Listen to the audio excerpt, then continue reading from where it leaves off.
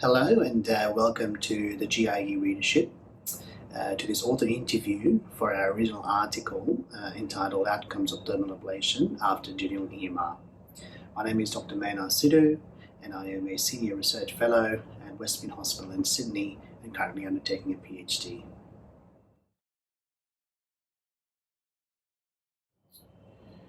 Treatment of recurrence in the duodenum is especially challenging.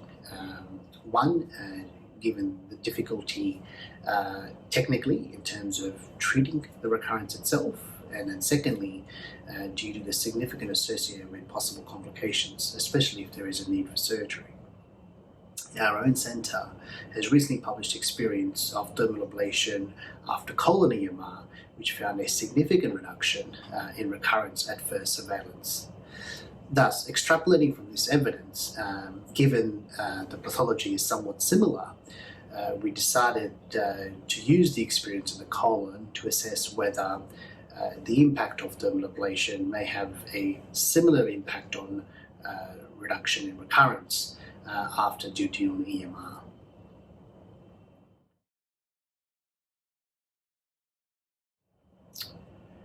So the primary outcome of this study was to assess recurrence at first surveillance endoscopy after index procedure.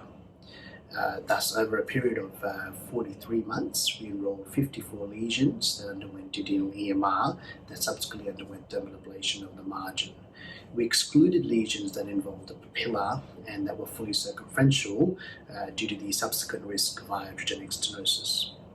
We used a comparator well-characterized cohort that underwent conventional EMR in the duodenum without dermal ablation.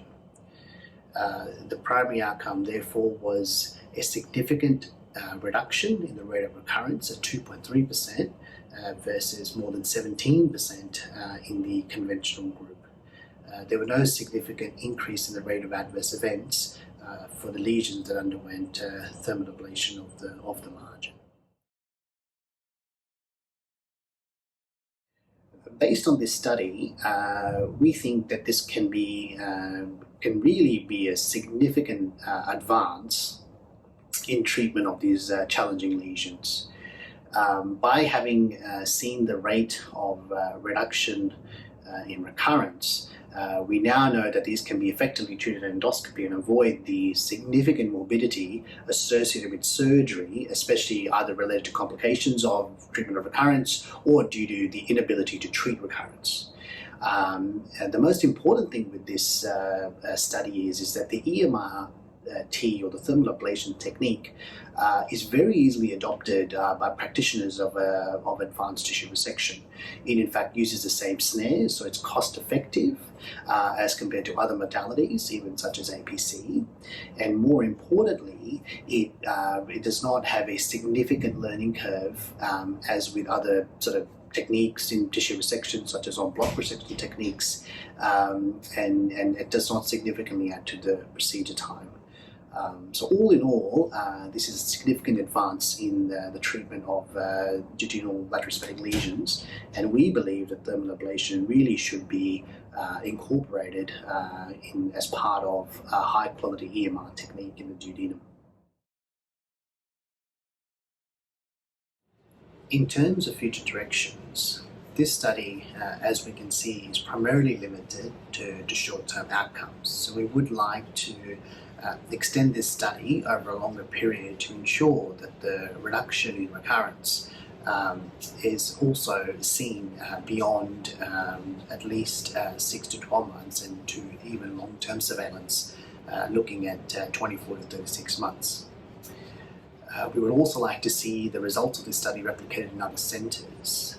Although duodenal EMRs primarily should be limited to being performed in tertiary referral centres, a larger series incorporating this technique in multiple centres would confirm the efficacy in establishing this as the primary treatment for benign lesions undergoing EMR in the duodenum.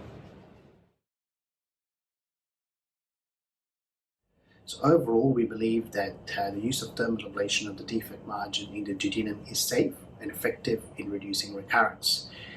and we believe that this technique should be incorporated as part of high-quality EMR in the duodenum. Thank you again to the GIE readership and the editorial committee for allowing us to publish our research.